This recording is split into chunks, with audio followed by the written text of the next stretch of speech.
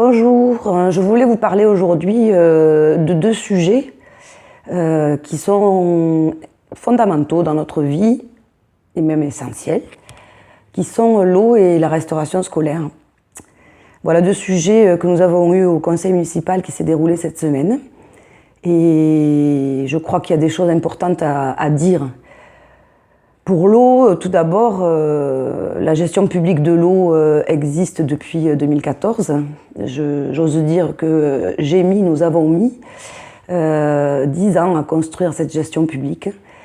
Et avec une idée fondamentale aussi, qui est celle de dire que c'est un bien commun, qu'elle est vitale et qu'elle ne peut pas générer de profit.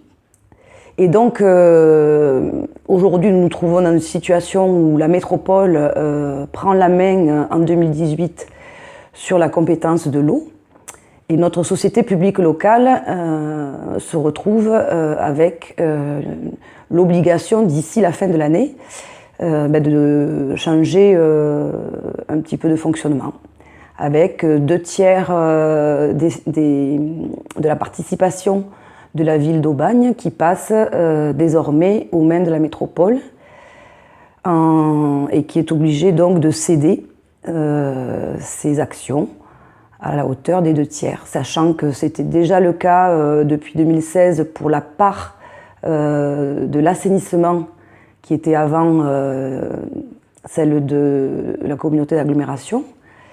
On se retrouve avec une métropole qui vient tout de suite, qui englobe complètement l'eau et qui absorbe, si je puis m'exprimer ainsi, la gestion de l'eau. Alors, on pourrait se dire que c'est la loi qui impose ça, on pourrait se dire qu'on n'a pas le choix. Pourtant, rien ne justifie que nous passions dès le mois de mars une délibération comme celle-là, ce que je viens d'évoquer. Rien ne le justifie tout simplement parce qu'il faut prendre le temps de regarder quels sont les ressorts et les leviers pour avoir une SPL qui continue et qui assure le maintien de sa volonté de non-profit, alors qu'elle a déjà démontré son efficacité avec une baisse du prix de l'eau, alors qu'elle a lancé des recherches pour la ressource en eau et l'autonomie pour que nous ne dépendions plus de Marseille, et qu'elle peut lancer, et qu'elle a déjà lancé des travaux pour l'entretien des réseaux et l'augmentation des réseaux. Alors pourquoi cette précipitation? La question reste posée. Moi je pense que le maire, et je le lui ai dit en conseil municipal, n'a jamais caché son admiration, sa sympathie, comment le dire, avec la Société des eaux de Marseille, qui est une multinationale, qui a d'ailleurs été épinglée il n'y a pas si longtemps et qui risque de se trouver compromise dans une situation judiciaire un peu compliquée, qui génère, elle, de grands profits et qui continue à le faire. Donc, je crois que cette précipitation est liée à ça ou à d'autres choses que nous ne savons pas. D'ailleurs, nous ne savons pas grand-chose. En tout cas, elle est passée avec une session qui vend donc à la métropole ses actions. Et puis, sans qu'on ait la répartition des élus, par exemple, au conseil d'administration. Donc, quelque chose de précipité, de tronqué, qui me semble être dangereux pour l'avenir de la SPL, de l'eau des collines, comme on l'appelle. Donc, je pense qu'il aurait été sain d'en parler avec la population, il aurait été sain et judicieux d'alerter sur la situation, bien en amont d'ailleurs, et de travailler avec les citoyennes et les citoyens pour voir comment on s'assurait et de la transparence et de la façon dont les choses vont se passer désormais. Parce que la métropole a un seul objet, c'est éloigner les citoyennes et les citoyens des centres de décision.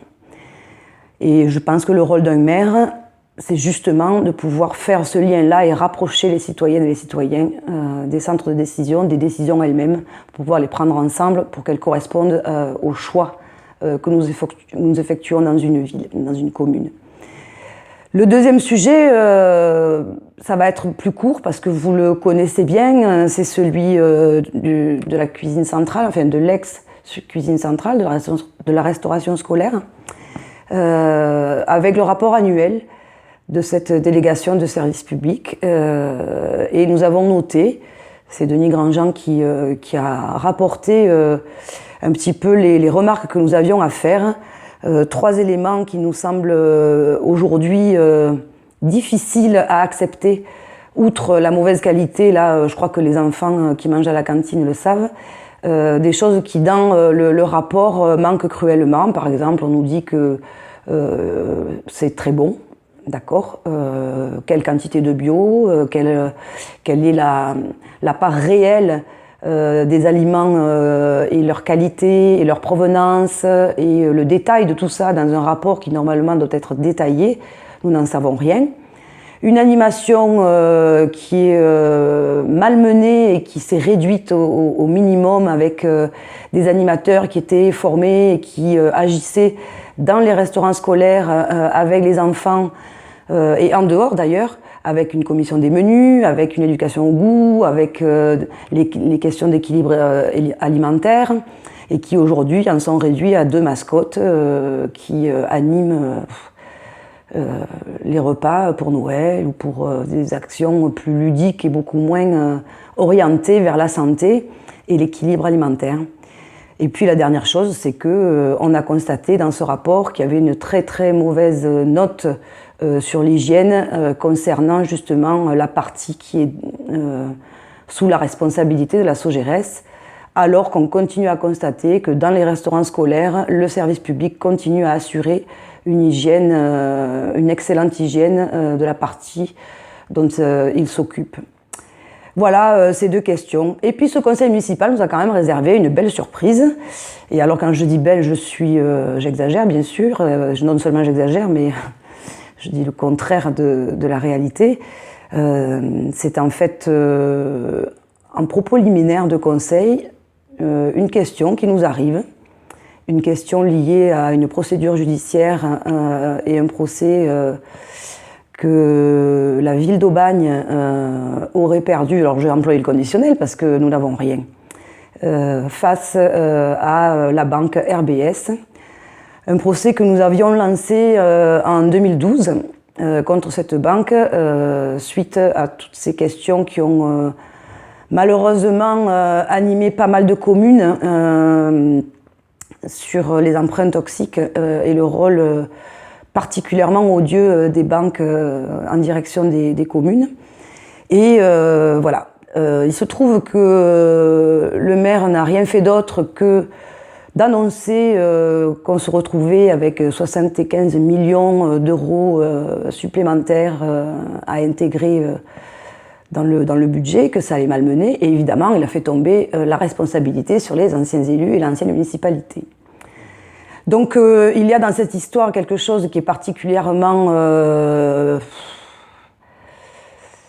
odieux aussi, je vais le dire encore une fois, je me répète, parce que faire tomber cette responsabilité sous l'ancienne municipalité, d'abord il y a un énorme mensonge sur le fait que les 75 millions doivent être intégrés et rajoutés désormais à la dette parce qu'ils le sont depuis des années et qu'ils le sont déjà, donc première chose, il y a un mensonge.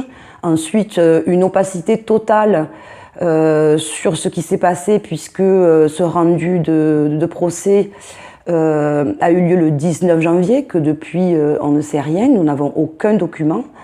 Une opacité en plus se rajoute une bizarrerie, c'est que il n'y a pas eu de commission municipale des finances pour en parler. J'y siège, donc normalement j'aurais dû être contactée. Et donc tout ça me fait dire ça cache quelque chose. Je pense que il y a dans le fond 2 choses. C'est que ce maire est décidément le maire de la finance, puisque de toute façon, il continue à ne parler que de dettes et de banques et à faire plutôt confiance aux banques qu'aux acteurs qui sont censés faire vivre une ville, c'est-à-dire les élus et puis les services municipaux dédiés. qui travaillent d'arrache-pied pour que justement un budget vive et soit suivi régulièrement. Et puis surtout, c'est scandaleux du point de vue de la vie des femmes et des hommes qui vivent à Aubagne.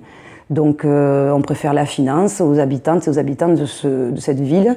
Et on cache tout ça à tout le monde. On le cache aux élus, on le cache aux gens.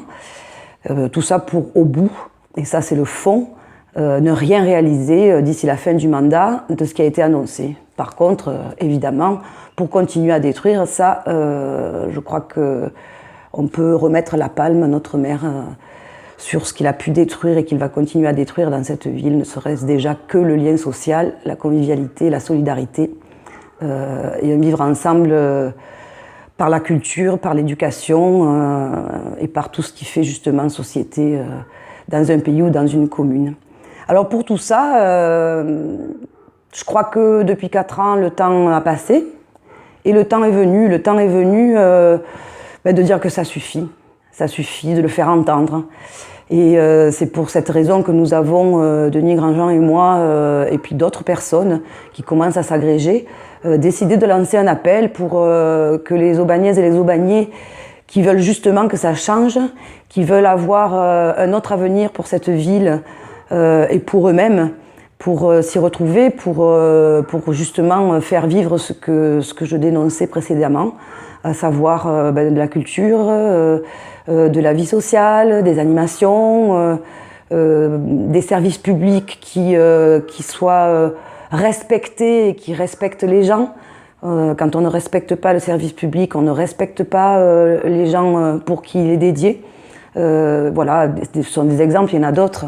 Mais dire que ça suffit, ça me semble être un point de départ qui fait résistance. Et quand on fait résistance, en général, on sait que derrière, il y a de la création.